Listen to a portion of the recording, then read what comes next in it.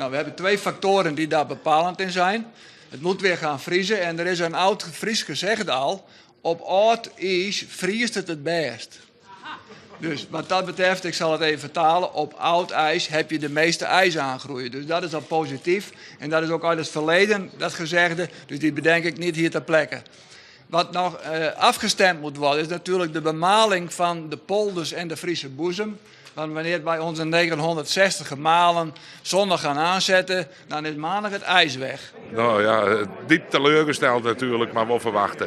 We hebben hier natuurlijk wel een enorme hoop dat het trooi en koer, maar bij ons het 4 keer van de knelpunten en er is nu niet meer het besluiten om het net te doen. En het enige voordeel wat we dus nog wel jong hebben, dat Waarman Piet Paulusma zei dat we na deze tijperiode, dat we waarschijnlijk langer weer een vastperiode erachteraan komen kunnen. Er komen ijs, 3 jaar nachten te kwart.